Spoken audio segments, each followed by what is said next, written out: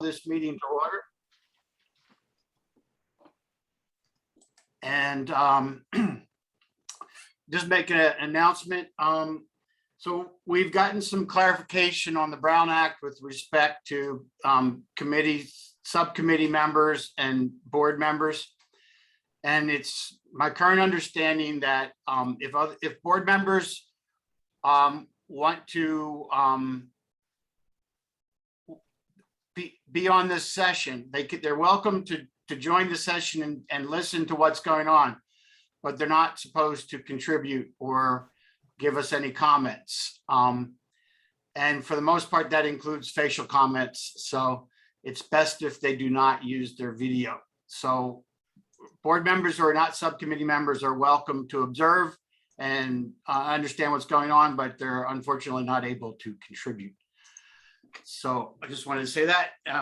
Then I'll start by asking the subcommittee members to introduce themselves. So I'm Roy Dahl, I'm a Hillcrest resident, and I am the chair. Tom Mulaney.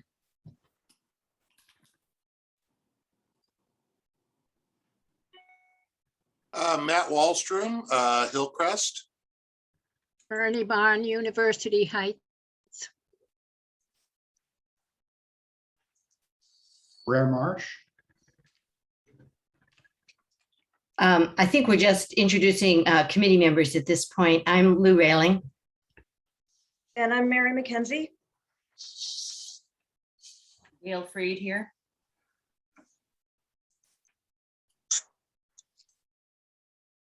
Thought I saw Gail logging on. Gail, are you here? There she is. Yeah, she said she was, yeah. Yep, I'm here. Okay. Thank you. Rare is here as well, are you not? Yeah, looks like Matt Medeiros is here. All right, well, we have a quorum. We have a quorum, so we can get started. All right, so I'm going to turn it over to the city to do some presentations to get started. Thank you, Chair Roy. So good evening, everyone. My name is Shannon Mulderig, and I'm a senior planner with the Planning Department and the project lead for the Hillcrest Focused Plan Amendment. And tonight's presentation is on land use and building form. And presenting with me tonight is Gabriela Folino and Diego Velasco, who are with our consultant team. They're going to be presenting with me tonight. And we also have Leslie Henniger in the meeting, who has advised us through this process on urban design. And just for some housekeeping, I'll repeat myself that we will only enable the chat function during the public comment and discussion portion of tonight's meeting for you all to share your thoughts and ask questions. We want to ensure compliance with the Brown Act by not discussing non-agendized items, and also don't want to distract from the presentation. And this presentation is available right now on planhillcrest.org under the Meetings and Updates tab if you wish to have this open on your screen and to follow along or to reference in the future after the meeting. And just a reminder, we will upload the chat log and a recording of the meeting on the website following tonight. And so here is tonight's agenda. We have a lot planned to cover. Before we get into the main topic of the evening to discuss land use and urban form or building form, we'll take about 10 minutes and provide an overview of Plan Hillcrest and to recap some of the existing conditions data regarding housing and a few other topics. I thought this would be a good time to do so since we have new subcommittee members. So none of the background slides are brand new content. I've pulled them from previous meetings over the past year and a half and made some minor changes. So it's purely a review. And for the sake of time, I'll roll right into passing it off to Diego and Gabriela to present on building typologies and land use concepts. And then we'll have a lot of time at the end after the presentation to take questions and have a broader discussion. So, as many of you know, the Hillcrest Focused Plan Amendment aims to amend the Uptown Community Plan. And as we take any amendment or update to a community plan, we do so under the framework of the city's general plan, which serves as the city's blueprint for growth and development. The city's general plan's overarching framework is the City of Villages Smart Growth Strategy to focus growth into mixed-use activity centers that are pedestrian-friendly, neighborhoods connected to transit. And then building off of the general plan, the Climate Action Plan outlines greenhouse gas emission reduction goals. And Plan Hillcrest will play a major role in helping the city accomplish one of its main strategies, which is strategy number 3, which calls for transit-oriented development in transit priority areas. And Plan Hillcrest will allow an increase in walking and biking and transit use within Hillcrest. And then in 2016, as many of you know, because you were involved in this process, the city completed a comprehensive update to the Uptown Community Plan that brought the plan into conformance with the general plan. The update addressed urban design and maintained higher density village areas near transit. And during that update process, City Council recommended further planning for Hillcrest to address density. And next slide. In regards to population and housing growth in Uptown, looking at this data from Sandag, we see that between 2010 and 2020, the population in Uptown grew 4 times faster compared to the city of San Diego. Between these 10 years, population increased by almost 38%, but the number of housing units added within the community only increased by 6%.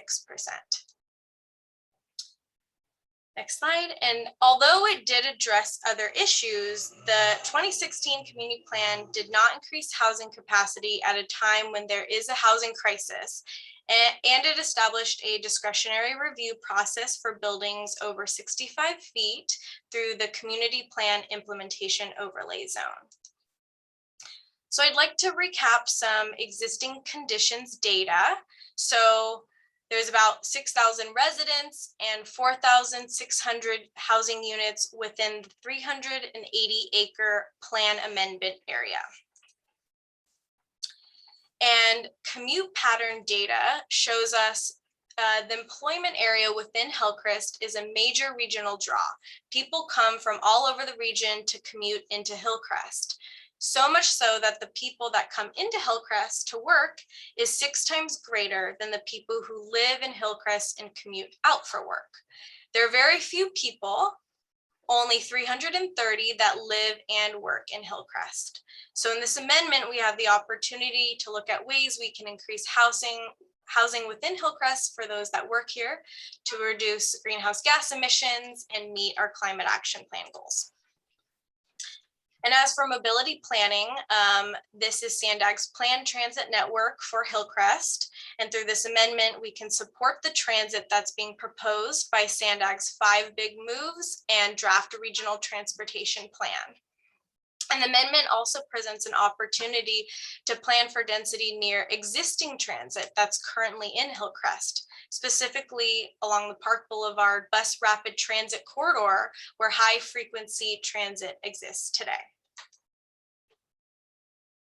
Now, coming back to adopted land uses, we see that housing is allowed in 72% of the amendment area, and that there's a capacity of about 14,000 dwelling units. As a caveat, the 14,000 units assumes that all sites would develop at 100% capacity, which isn't realistic given how development occurs. But despite the 72% of the plan, oh, you can move on to the next slide. So despite the 72% of the plan that allows for housing, today only 44% has housing on it.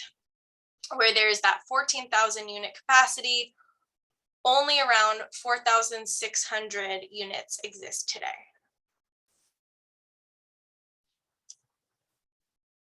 And at looking at the composition of these residential units, we see that while more than half of the units have a density between 60 to 100 dwelling units per acre, we're seeing more recent development reach over 100 units per acre. And this shows us that there is a market, there's market demand for higher density development. And a key consideration has been to look at areas unlikely to change. So this map identifies the medical campuses such as Scripps and UCSD, the recent or planned developments as shown in green. Condos are shown in a tan hatching color, and the darker purple sites are a few designated historic sites as identified in the Uptown Community Plan. So with all these considerations in mind, Plan Hillcrest aims to address the broader Hillcrest neighborhood by including the east side of the 163 to connect to the bus rapid transit corridor on Park Boulevard, and to identify mobility and public space enhancements to further connect the community. And to speak to a number or percentage of added housing capacity for Plan Hillcrest, that's something we don't have yet. Proposed land use changes are what we're working on and currently analyzing, and why we are here today with the presentation that follows. But we did identify a goal of reaching within a range of 10 to 15,000 added housing units on our grant application for funding for this project. And as we get closer to having a proposed added housing capacity, we'll certainly share that and present that with you all. As you'll see later in the presentation, tonight's presentation will be mostly focused on the east side of the 163, and we plan to come back at another meeting at another time to address the west side of the 163 as well. And you can move on to the next slide. Before I pass it off to Diego and Gabriela, I want to quickly recap the 5 objectives of Plan Hillcrest.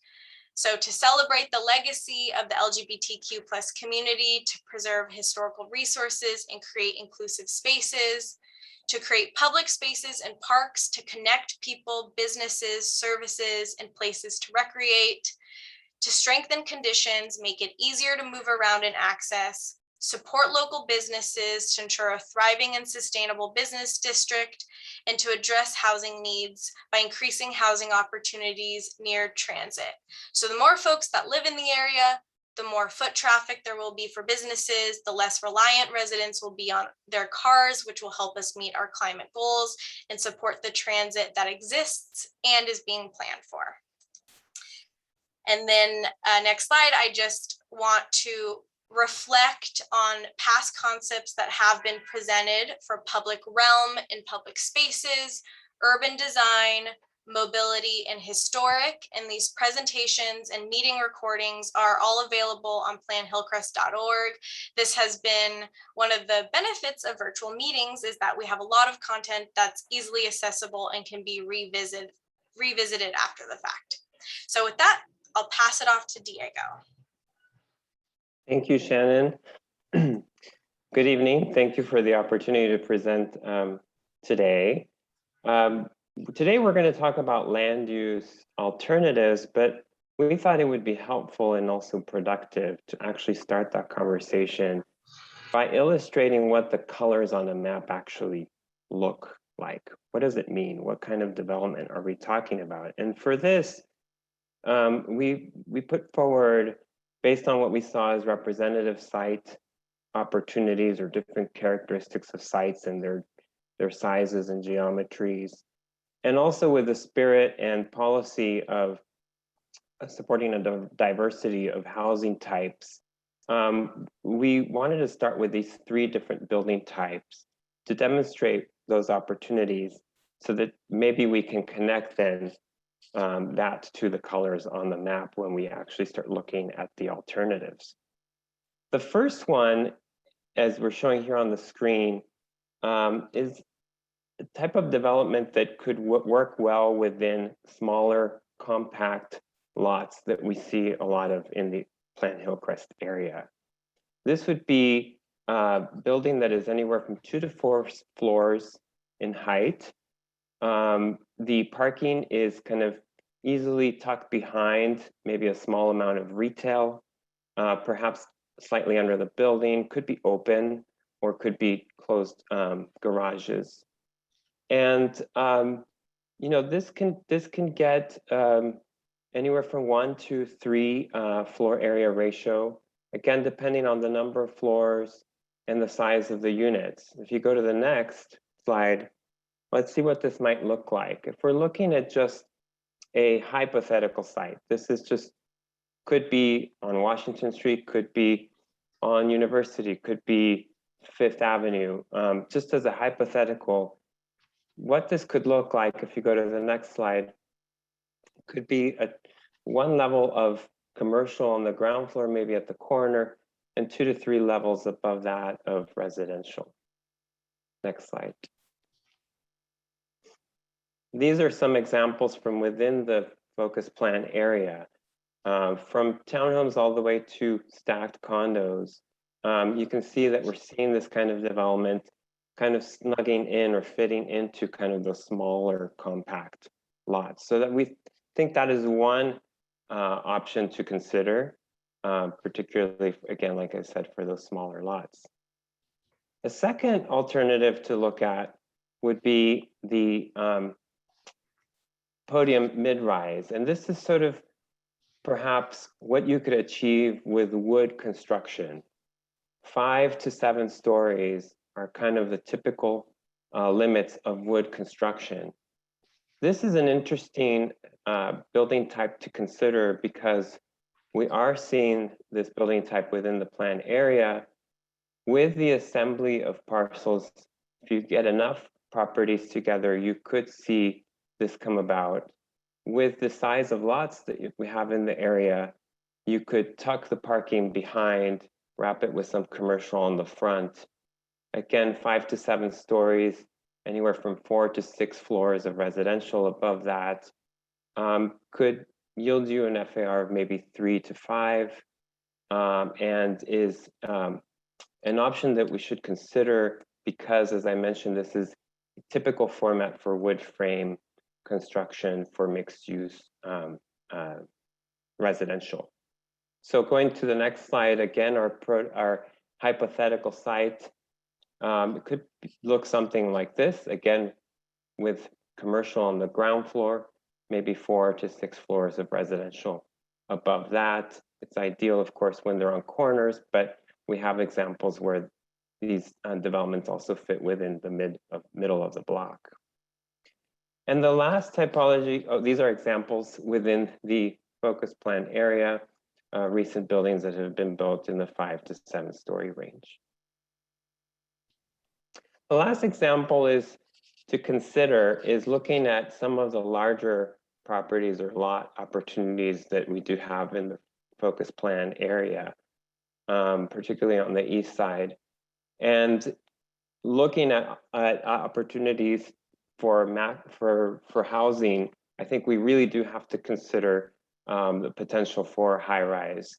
And again, this could be anywhere from 12 to 20 stories. It really depends on the size of the unit. It depends on the format of the development.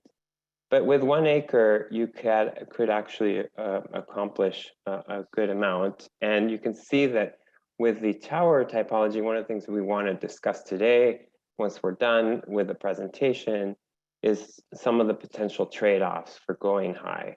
That maybe you take less of the site and that we could provide more public realm, public space opportunities at the street level.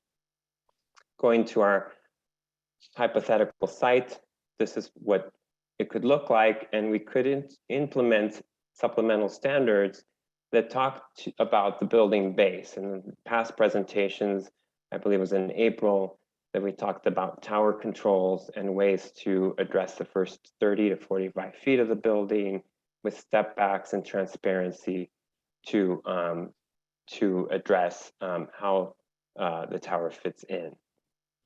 Next. Here's some examples, not within the focus plan area, but just outside of the plan area. Of course, we're seeing towers in the Uptown community, more around the Bankers Hill area. Next. So with that, I would like to pass it off to Gabriela, and then she can then link these images to the colors on the map so that we can really evaluate the three alternatives. Great. Hello, everyone. The next series of maps are draft scenarios for conversation. We'd really like to discuss the pros and cons that you see within each of the scenarios. And we see it as maybe even a hybrid or an altogether new option could be developed as part of tonight's meeting. This option illustrates the topologies that Diego just reviewed. So in yellow is the compact infill, in orange, the mid-rise, and then the mid-rise to high-rise in purple. In this scenario, we're really focusing density in the core area with the Podium Mid-Rise development throughout the rest of the Focused Plan Amendment. This transition area of where Essex Street is more of that low-rise development. Similar to the Uptown Community Plan, this option is really concentrating the density within the core. This one we're calling core plus university. So scenario 2 is really concentrating the mid-rise and the high-rise, not only on the core, but also along University Avenue. This would allow for more ground floor activation along University, as well as public realm opportunities. This would also allow for more housing to be placed along the transit-oriented corridor. And then a third option we're calling the districts and corridors approach. This option is really concentrating density in what we're calling 2 districts or 2 cores. So east of 163, the existing core, and then to the west, and then to the east, really concentrating around Pride Plaza, as well as the Normal Street Promenade would be a second district that would be connected by University Avenue. We're also looking at the major corridors that include Washington Street, University, Normal Street, which is capitalizing on the investment of the Normal Street Promenade, and Park Boulevard, realizing that it is a BRT corridor. This would allow for greater housing opportunities throughout the Focused Plan area, as well as along the corridors. So as Shannon mentioned earlier, tonight we're really going to focus on this area that is east of 163, but at future meetings, we'll also show different scenarios for the other sub areas. So this is looking northwest from Park Boulevard. The diagram is illustrating areas that are unlikely to change. So in yellow are condos. We also have the historic properties and then recent and planned development. So the 3 scenarios that we showed before, this is just to illustrate what this could look like in massing form if some of the sites were to become developed. So scenario 1 is showing this compact infill, again, the 2 to 4 stories that Diego mentioned in this area here. And then the remainder of this sub area would really be this Podium Mid-Rise development. In scenario 2, which is the core plus university, it's showing slightly higher density along University, which would allow for more pedestrian movement, more transit oriented along University. And then in scenario 3, this was the double district approach. So if we had a second district that was focused around the plaza and Normal Street Promenade, higher density within this area and along the University Avenue.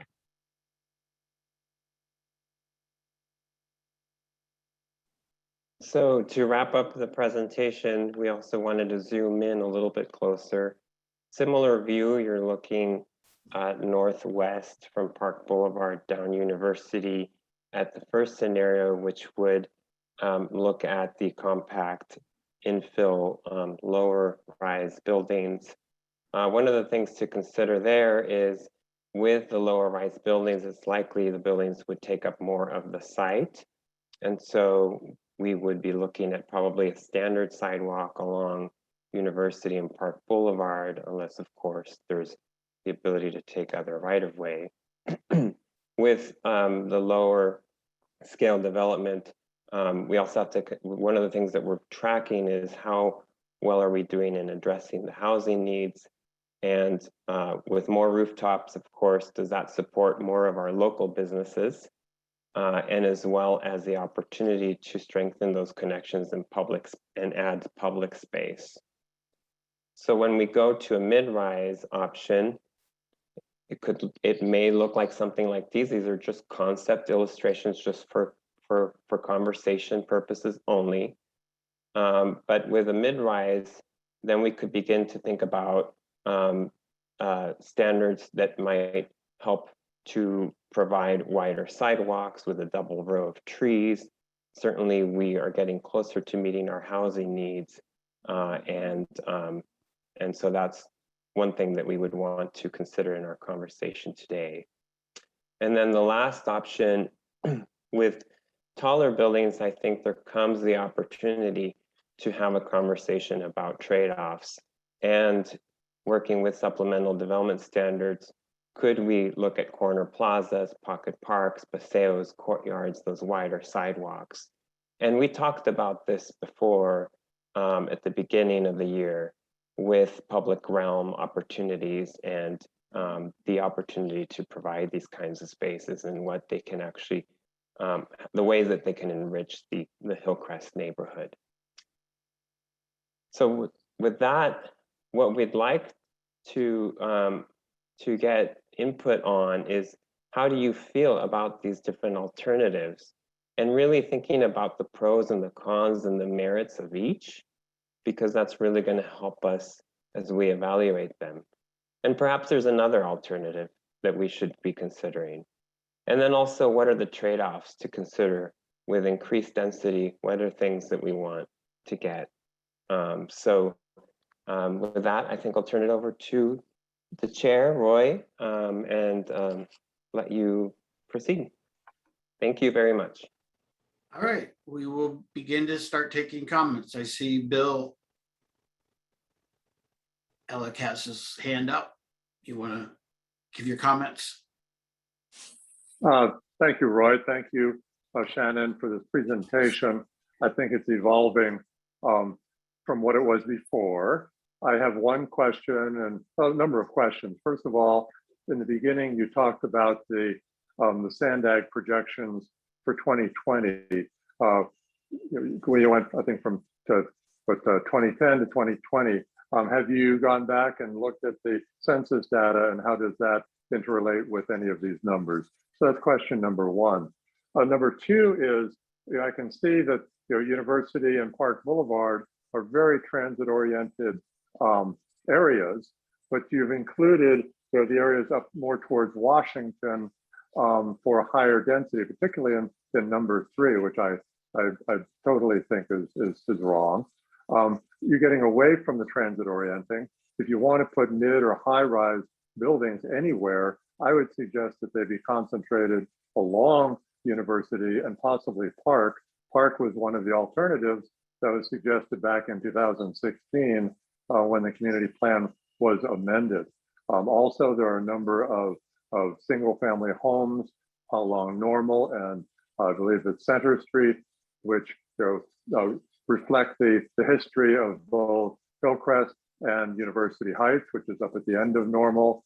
And the promenade as it goes up that way, I think should celebrate University Heights as well, given the boundary of University Heights at Lincoln. So once again, I would recommend you concentrate along University and along Park Boulevard. Thanks, Roy. Thank you. Madison? Hello, this is Madison Coleman, policy advocate with Climate Action Campaign, and also one of those commuters that you all talked about commuting from Spring Valley to Hillcrest, where CAC is. Thank you for your presentation. I have one specific question and then a comment. I didn't hear about an inclusionary housing requirement, and I'm wondering if you all have discussed that, and is that going to be a part of the update? And if it is, then I recommend that along with that density or higher density near transit-oriented development or TPAs, that affordable housing also be involved in those denser areas. Thank you. Thank you. Ian,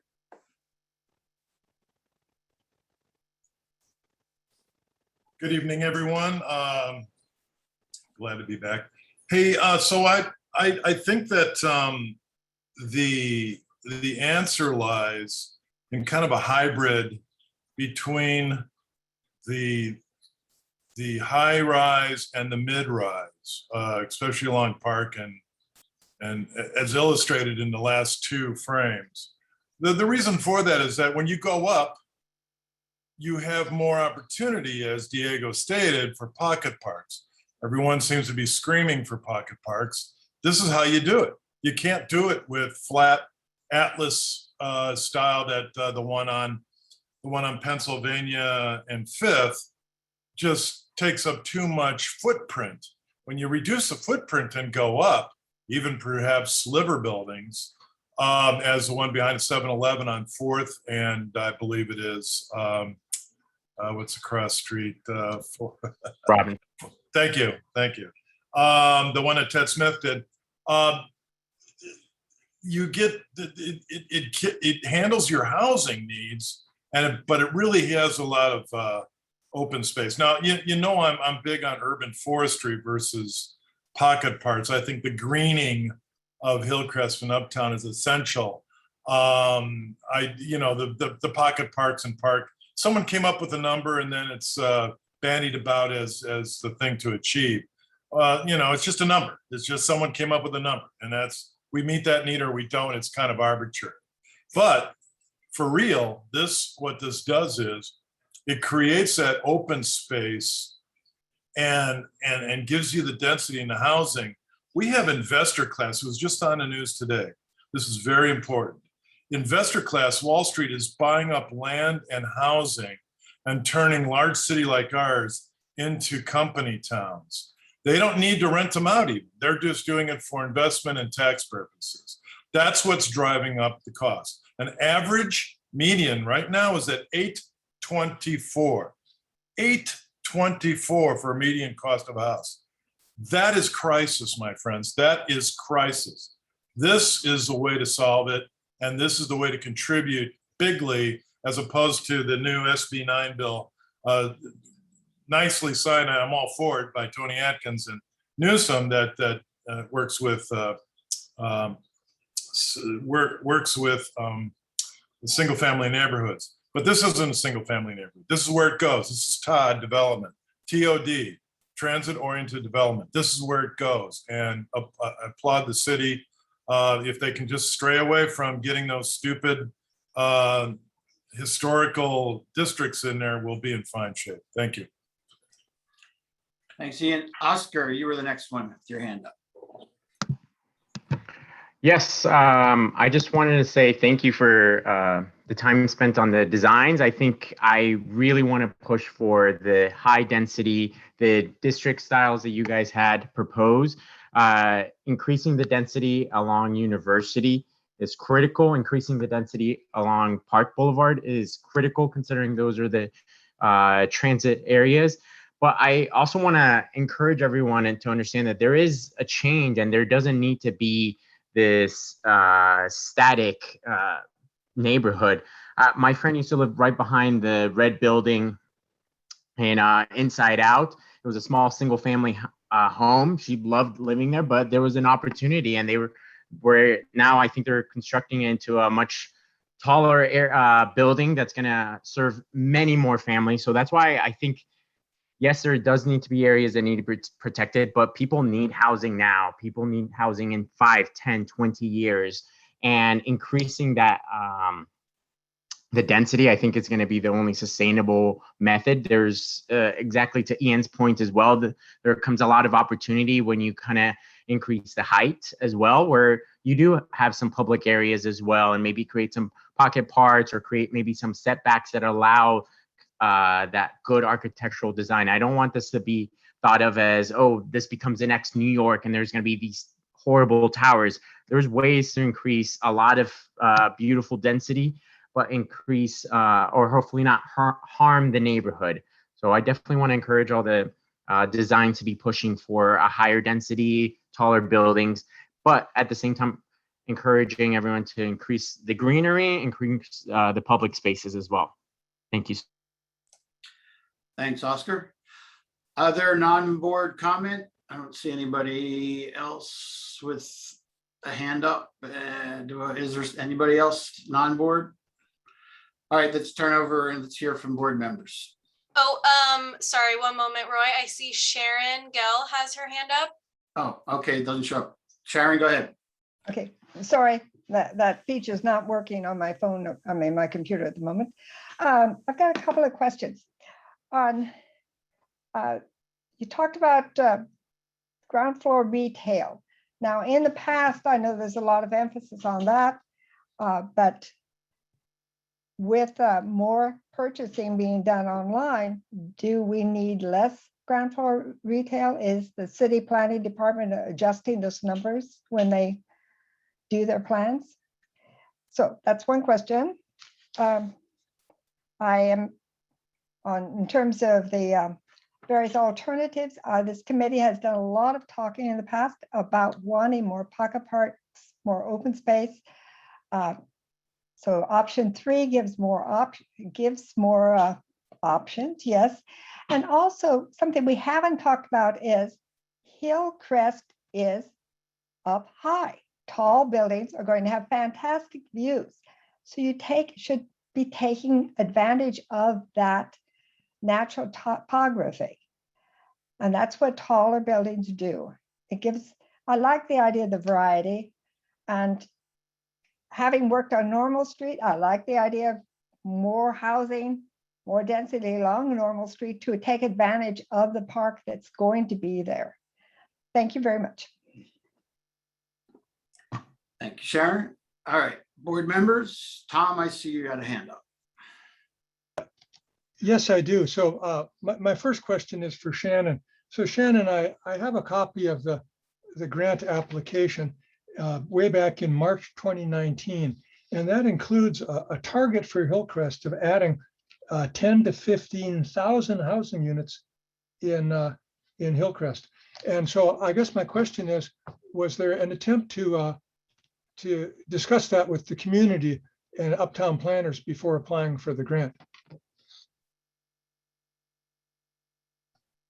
And maybe you want to wait to, I'll give my second. Give your comments, we'll let them respond at the end. Okay, that's fine. And the second question was, if I understood correctly, that it was that 4,600 is the current housing unit capacity of Hillcrest.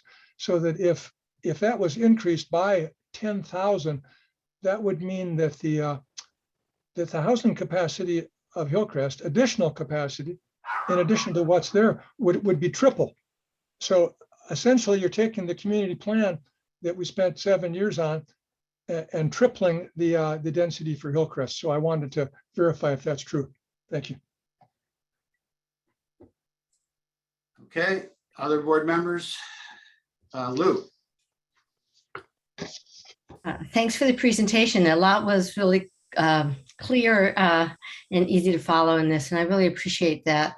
I want to first echo a few of the comments that have been made and offer my own support. One was Bill Elleg's about the advantage, about concerns about the high-rise option and the focus and the recommendation to focus on University and Park Boulevard. And I think both the compact infill, which is maybe getting a little not enough attention, and the Podium Mid-Rise make a lot more sense for the character of the community, but also I think the retail is incredibly important for having this community. It's not a suburb, so it has to be a draw, not only because it's convenient for commuters and close to transit options, but also to have that liveliness, and particularly with the Normal Street promenade coming in, we don't want to dwarf and overwhelm that, so the promenade feels problematic. I also want to agree with Ian that the pocket parks issue, I personally, I think I like the idea of in the mid-rise, the doubling of trees and the wider sidewalks. Pocket parks, to me, don't really address the park issue. The park issue is important, and pocket parks, while they have their advantages, don't address that in a big way. I also think it's really important to note that the mid-rise and compact infill options offer more opportunities for affordable housing. And to echo, I'm sorry I didn't get the name of the person who stressed that that's such an important issue for us to address. And once you get into the big high-rise concrete developments, it becomes more problematic for a developer to offer affordable units, except with offsets. And I'm also concerned about the parking ratios in the different options and how, given that people, even if they're using a lot of transit, even Sandag has acknowledged, aren't necessarily giving up their cars, that they're still, in fact, aren't likely to, even when there's more use of mass transit, of cycling, and of walking, that people still will have cars for other purposes in other places. And I think that's important to acknowledge. I also appreciate Bill Keller's comment in the chat about the appropriateness of the mid-rise option. And I think that looking at this, the compact infill and the podium mid-rise allow us on University and Park, would allow us to make a great influence on not only quantity of housing, but affordable housing and desirable environments, so that Hillcrest is desirable, not just because it's an easy commute, but because people want to live here. I also had a question about the numbers of those commuting numbers. I assume those include both the hospitals. And correct me if I'm wrong on that, please, Shannon, when you have an opportunity to respond. Thank you all. Thanks, Lou. Gail, I think you were next. Hi. So I just have a couple questions or a couple comments. I'm all for this option and going up. And if I hear one more thing about it's the shade that's good with high rises, I think I'm going to scream, because we need places for people to live. And I don't, I've heard people mention, oh, it's going to be too much shade, throwing shade. So I hope that doesn't come up in any more conversations, because it's important that people live where they work. And those numbers you showed me blew me away. That so many people are commuting out of this community. It's no wonder that if you walk along University Avenue, businesses are closed or closing, or there's nobody in them. If you build it, they will come. And you can just see this when you go to Little Italy. There's no parking in Little Italy, but there are so many activities going on there. You know why? Because people can live there and they can get down on their elevators and go down to the street and go to all those activities that are going on in the neighborhoods, in the restaurants. There has not been one new restaurant coming into Hillcrest that I can remember. Not one celebrity chef has opened up a restaurant in Hillcrest, not since the one that used to be on Fifth Avenue. So I think if you can build it, we need high rises, we need mid-level rises, we need all these places. I love the idea of pocket parks. North Park just is putting one in and it looks gorgeous. I think that is really important. And I think we have to throw out the plan that was put in 7 years ago. 7 years ago is a long time. Things have changed in that time period. We've had a COVID, we've had a pandemic, more people are working from home. So I think, we just have to move forward, right? We need places for people to live. And I think this is a great plan. So I really appreciate all the emphasis that you're putting on it. And thank you. Thanks, Gail. Mary McKenzie, you're next. Okay, yeah, hi, everybody. I have a couple questions, and thank you for the correction about Rustic Cucina, but I was trying to list some restaurants that have indeed opened recently in Uptown on University. So I would have to beg a little difference with Gail. Also, I don't think shade is, we want sun. I mean, if you're worried about hearing about too much shade, It's just from the text. It hit me wrong. Anyway, I don't want to go into that, but I disagree with you on that, Gail. I think having places where you could still get sun in beautiful San Diego around where you live, I think that's very important. The other thing, yeah, okay. Couple questions. Is there an accepted definition of a mid-rise versus a high-rise? Because I have been told several different things. And so if there's an accepted definition, I would love to hear it. Same for what is a standard sidewalk width. You know, both. So I would, those are questions I have. And the other thing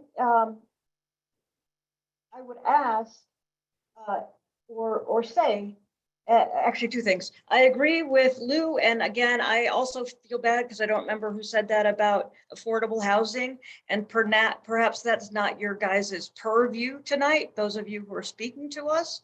I don't know, but in the discussions about, yeah, we can give you this if you give us affordable housing, I haven't seen any of that in this talk, and so maybe you can talk about it, maybe you can tell us who can.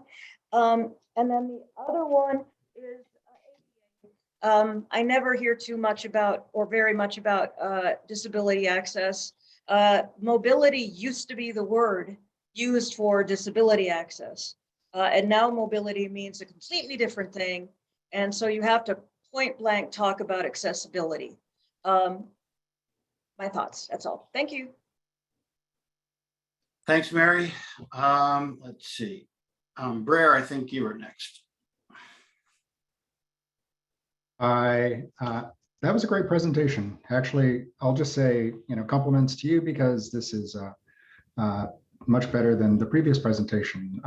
The illustrations have really helped get your point across, and I appreciate that. Also, I want to thank you for pointing out the inadequacies of the community plan as it was prepared 3 or 4 years ago. We all know it wasn't designed to meet our cap goals. It wasn't designed to meet our housing needs. This was a plan that was put together to satisfy a limited number of people's idea of the neighborhood and not serve the community as a whole or the people who live here or want to live here. And that includes businesses. Of the options, it's pretty clear to me that option 1 isn't going to work, particularly when you consider the cultural resource and historical designation that's being talked about. Option 2, I'll say, presents a better idea than option 1. Clearly, putting density around University Avenue in the core would be great for businesses and really stimulate the neighborhood. But honestly, if you look at our needs and the needs of the city as a whole, we're in walking distance and bicycle distance to downtown.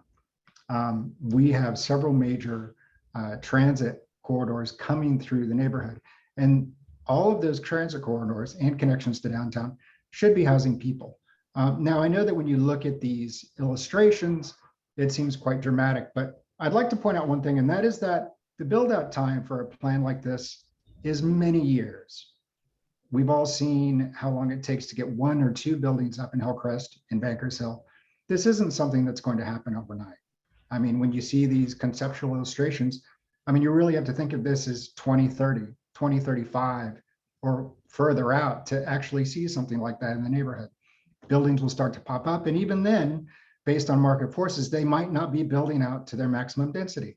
I know for a fact, because I do this, that not everyone maxes out their density. What they build to is they build to the need, and they build to their budget, and they build to the community oftentimes as well.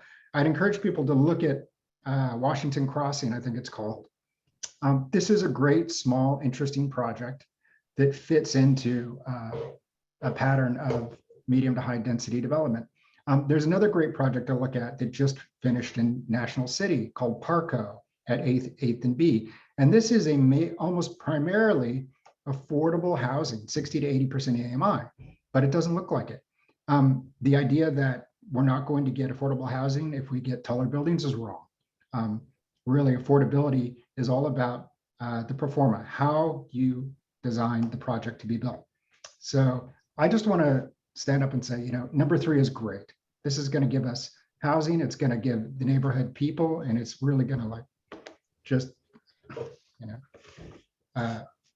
meet our needs, basically. Thank you.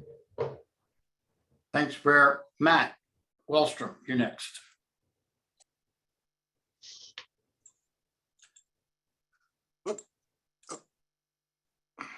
Okay.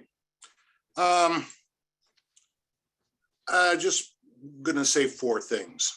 One, I'm sorry that the person who spoke from Climate Action Plan, the feed got cut out, but from what I understand, I do want to second that. Inclusionary housing and the importance of naturally occurring affordable housing and how this meshes with historic preservation is critical.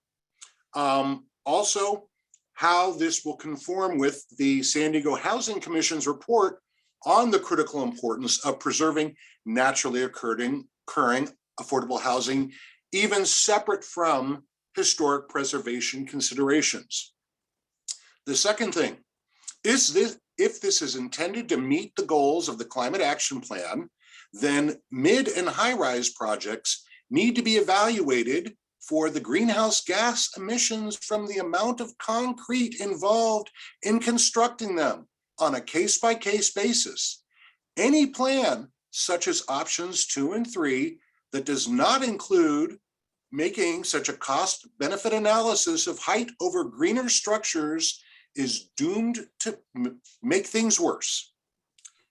Third, not to relitigate the 2016 Uptown Community Plan update that is being maligned here, but I do need to point out that the city dismissed our decision to endorse what was the environmental impact report's environmentally preferred density redistribution alternative, which was to concentrate density along Park and University east of the 163 to preserve the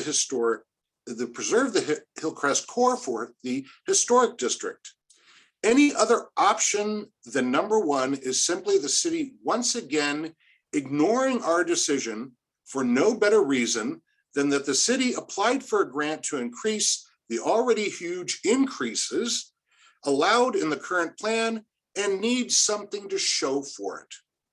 And finally, I need to point out that it is only Hillcrest of the 6 neighborhoods in Uptown that is the target for all of this pro-developer planning, just as it was in the planning department rebuke of our decision back in 2016, which already called for, the current plan calls for 62% of the increases of all population going into Hillcrest and 62% of all the new housing going into Hillcrest of all the 6 neighborhoods.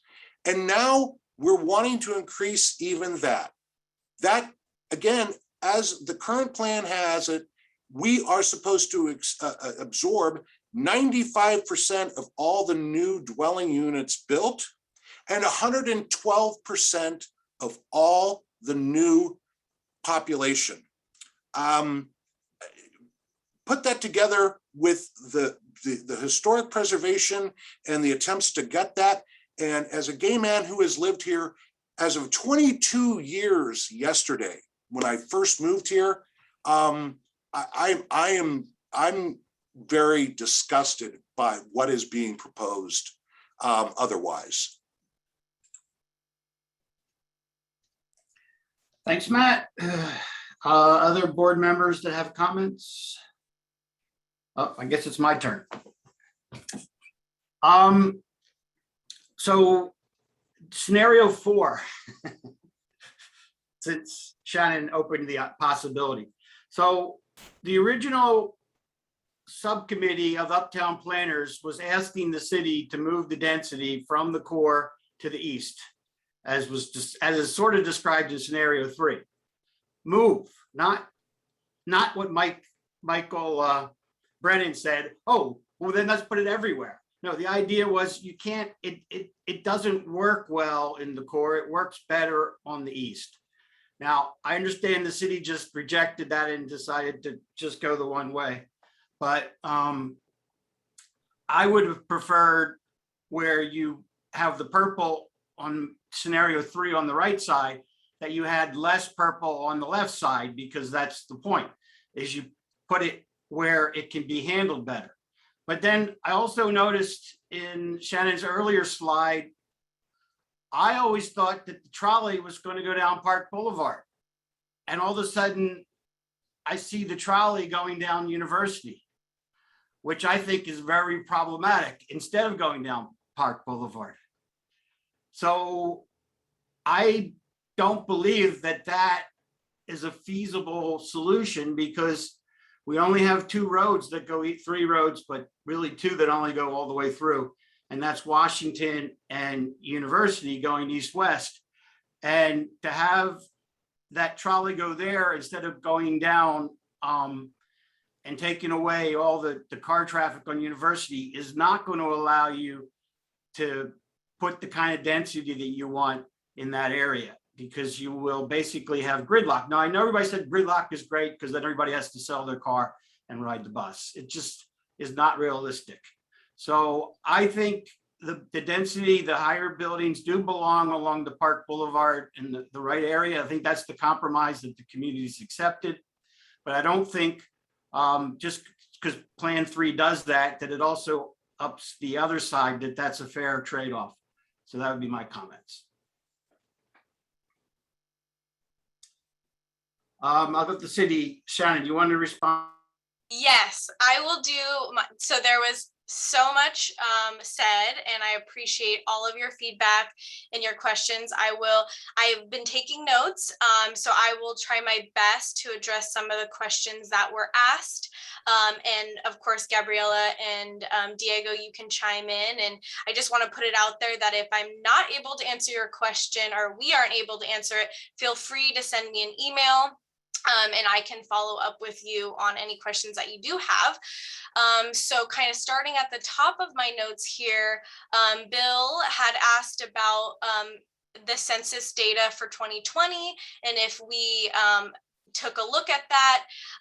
So when I updated that slide, I did visit Sandag's website, and they didn't have the 2020 census data available in a very friendly, user-friendly format. So I definitely, will look back at that when that becomes available. I used Sandag's estimate data for 2020 for that slide earlier in the presentation. I really appreciate everyone's comments about prioritizing inclusionary housing and affordable housing. We do have inclusionary housing policies that apply citywide, as well as the density bonus program and complete communities. So any land use alternatives and concepts that come out of Plan Hillcrest will definitely be paired with those citywide policies that already exist today, and will also build off, the policy language that's in the Uptown Community Plan to promote diverse housing opportunities and affordable opportunities. So that's definitely something we're considering. Let's see. Sharon had a question about with more people shopping online, if we're adjusting any of our plans.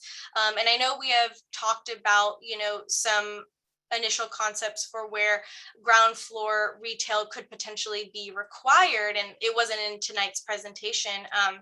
But with this community being such a walking, biking, friendly neighborhood, that is still something we want to strongly consider in this plan.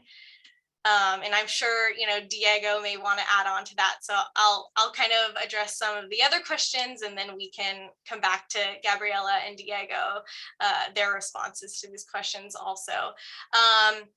Tom had some questions about the 10 to 15,000 housing units capacity. And so that goal was submitted in the application, knowing that it was just a goal, and that we would be going through this process with the community to get that into more detail and flesh that out, and to work through it all with you like we are doing so today. But yeah, to reiterate kind of my opening slides, we are looking at greatly increasing the capacity in this area. You know, we spoke about the transit in the area and the way that Sandag is going with their 5 big moves, in addition to the transit that's there today. We're also seeing this market demand for higher density development, and to reiterate, I don't remember who mentioned it, but we are planning for, you know, a long time from now.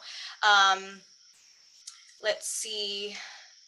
Lou had a question about if the commute data included the hospitals, and yes, that's correct. I think she had to leave the meeting, but yes, it did include the employees at the hospitals.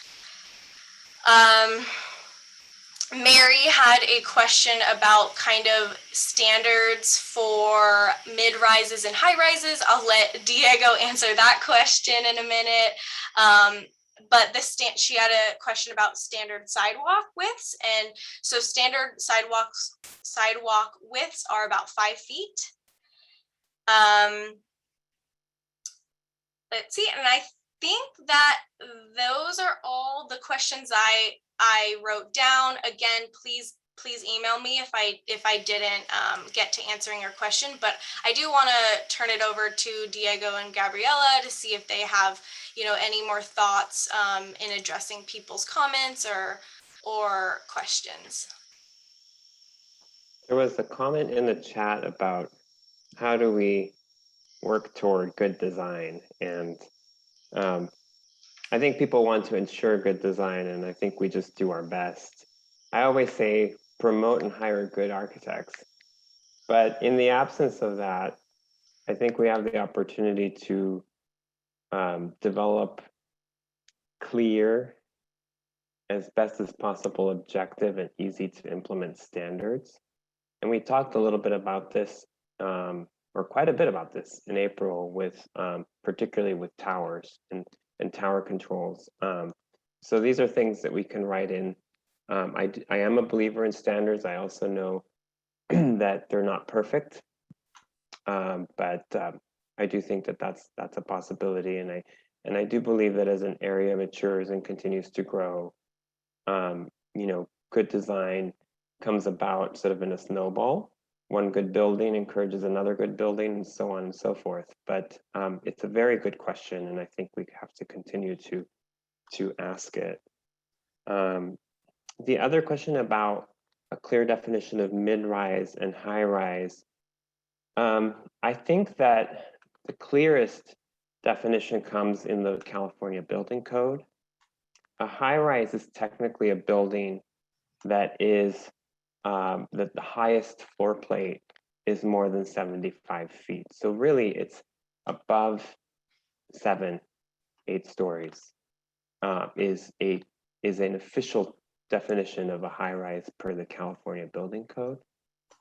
And so anything under that, probably 4 or 5 stories would be a mid-rise. And that's more of a industry type definition. A mid-rise is typically what you could build in the umbrella of that type of construction under the building code, the wood type of construction, which is anywhere from the 5 to 7 stories. I did want to point out, in terms of sidewalk widths, a really good resource is the San Diego Street Design Manual. It's chock full of illustrations.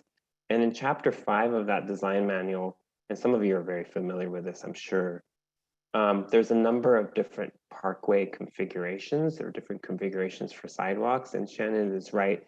A minimum sidewalk is 5 feet, but when you really consider the whole thing, including any kind of planting zone, they can be much much larger than that.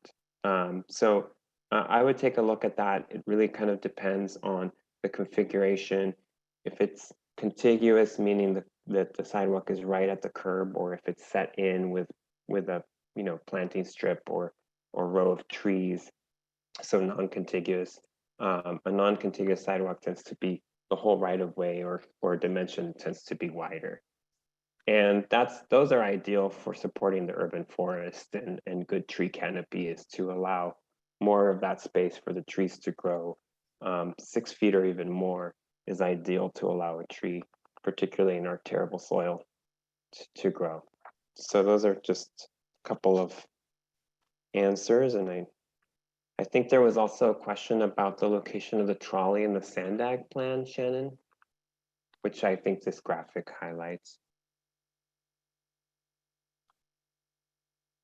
Yes, yeah, so, and then one of the things that I recall from our mobility meeting a couple months ago, is the fact that this is conceptual, and there aren't any plans for this to be constructed. It's for planning purposes. And one of the suggestions that we did make from Sandag, because they actually had the trolley going down 5th, is we suggested moving it over to 6th, given the bike facilities on 6th, and just more right of way width to accommodate that.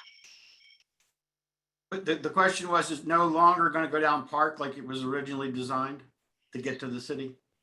Yeah, I mean, you can see it goes down Park, north of University, and then along University but and down. When Sandag came to the Uptown Planners with their plan for the event for the bus, the express bus, they said that this was also where eventually the trolley would run. And they explicitly said they wanted it to run down Park Boulevard to get downtown, which makes a lot of sense for those of us who've taken that bus. So are you saying that Sandag has changed its plans? I just don't remember that when that happened, or is this possibly a change? Well, this is from the draft 2020 Regional Transportation Plan that aims to go to hearing and hopefully be adopted in December of this year. The light rail is shown in pink. It's hard to read, but it's kind of overlaying the green. It kind of, Right. It goes down University, turns left on Park, right? Right, and that's new. That's this, when we saw this on the plan, that's the first time we saw that. Oh. So I was just trying to get clarification, because originally it was all the way downtown via Park Boulevard. Like the streetcar used to go. Hey, may I ask a question also, or am I out of line, out of turn, out of whatever, out of order? You can ask a follow-up. Go ahead. So these, you're showing us options, including this one. This is Sandag's proposal, or is this Sandag's plan? This is Sandag's proposal, which is included in their draft plan that they aim to be adopted by the end of this year. This was just a background slide for information, though. It wasn't meant to be a discussion topic for you all to consider, like the 3 different land use concepts. Gotcha, thank you. Yeah. All right. Are there any other dire comments that people or questions that people have? I'll entertain them at this point. We still have a little bit of time, I think.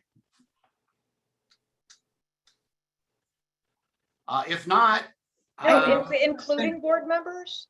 What's the next step? Oh, yeah. That's definitely something Good I wanted to question, share Gail. with all. Yeah, thank you. So one thing I wanted to clarify is we don't have a meeting next week.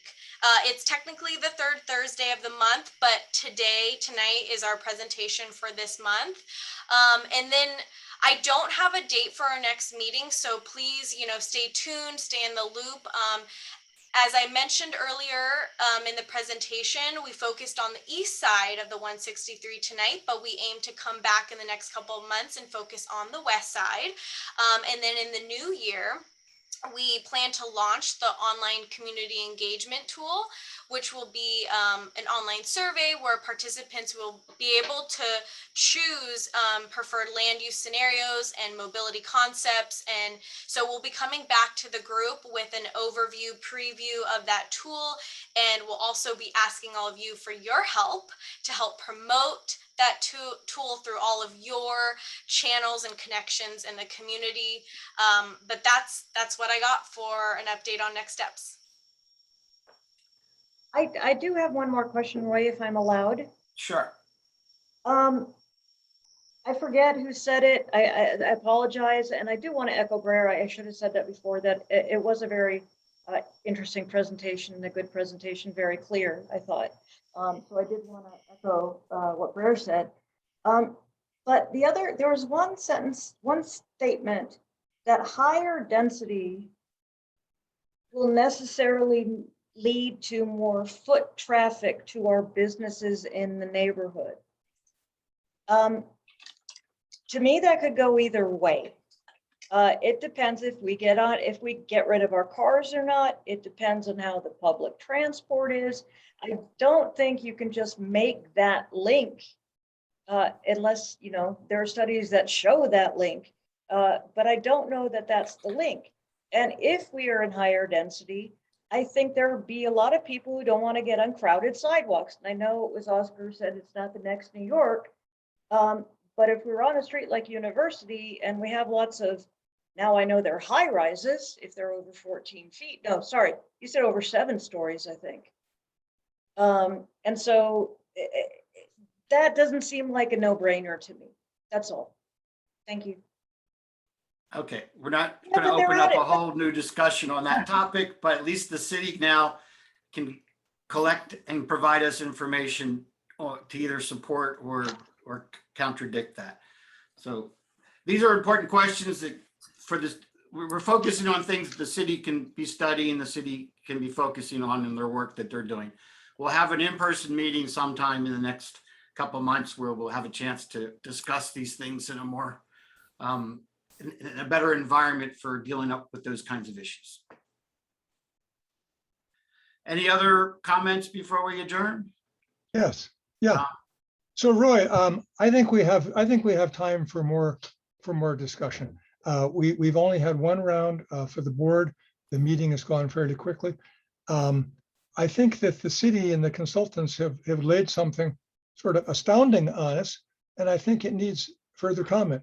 So for instance, I would like to ask the staff for a future meeting to give us some alternatives. One alternative would be an alternative which added approximately 3,000 housing units to Hillcrest, and a second alternative of approximately 7,000. That would give us some comparison to really understand what it means to add 10,000. As an example, the city of Coronado, I believe, has about 8,500 housing units.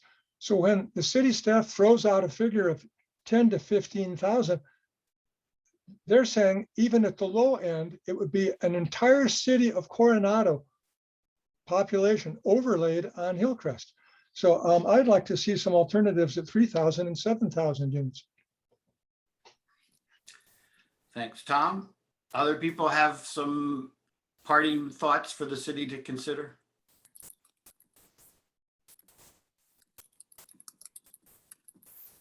Yeah, I have. Go ahead. Matt? Okay. Yes, hi. I had asked this question at the February meeting and never got an answer. The same two presenters then and tonight are different from all the rest of them in that they are not employees of the city, but of a private corporation that has as all of its clients, governments and developers that make all of their money from maximizing every possible development project. So my question is, where of the two presenters that are not city employees, where do your loyalties lie in this conception, this Plan Hillcrest?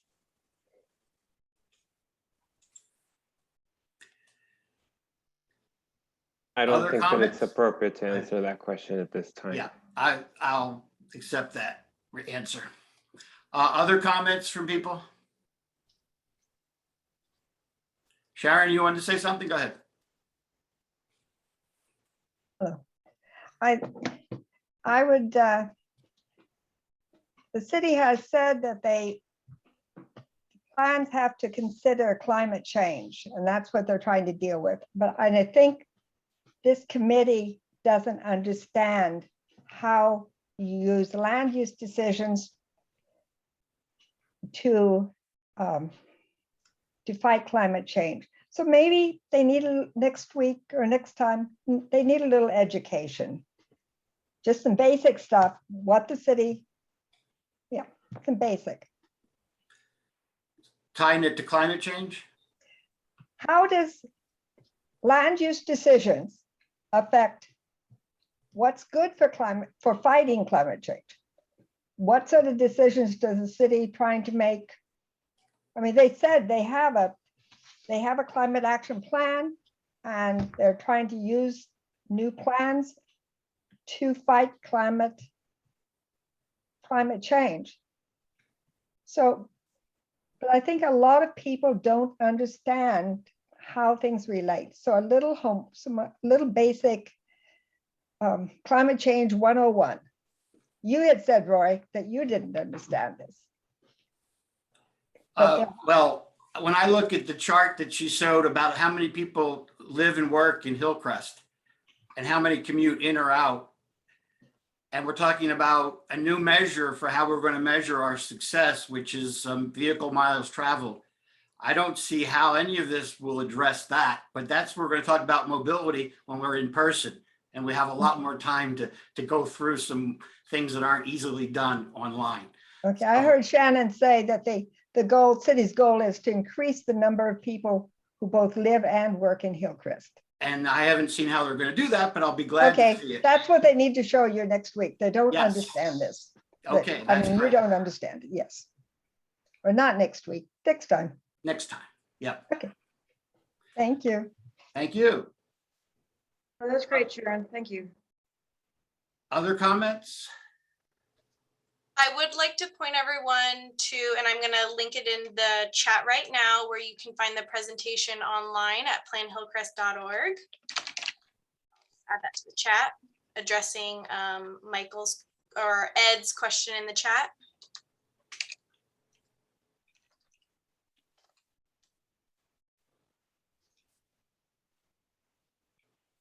Okay, I'm not used to having to watch chat and listen to everybody at the same time. So it's like being in a room where people are talking and you're trying to have a discussion, but that's okay.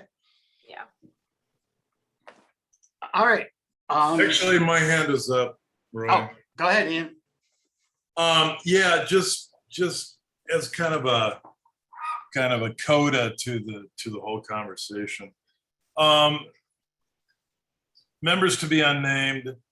Everything's a conspiracy. Everything is a naysayer, a negative attitude. No, sorry, we're not going to have ad hominem attacks. Excuse me. I'm not mentioning anyone. I'm just mentioning. Oh, no, of course not. And I'm not another mentioning person. that. Ian, get to your point. What I'm saying is that I hope that the city staff really evaluates the really good comments that help us progress forward. And this is really important because we can get mired in these non sequitur comments that doesn't further. And I just hope and pray that the city staff is taking these comments that are online and everything with and I'm trying to be very civil about this, and I think I am, that non sequitur comments doesn't bring anything to the table, and that the idea of a really good planned neighborhood comes when we really nail down the devil in the details of the policy. So that's what I had to say. Thank you. Thanks, Ian. Well, I think that this is a good ending point for tonight's meeting. I want to thank you all again for all the feedback that you provided us today, especially on the 3 different concepts that we presented. We'll certainly be taking everything we've heard tonight into consideration, and I think we can end the meeting now. All right, motion to adjourn. Seconded. All in favor? Aye. Oh, meeting adjourned. Thanks, everyone, for your Thank you all. participation. See you Thank next you. time. Yeah. Bye.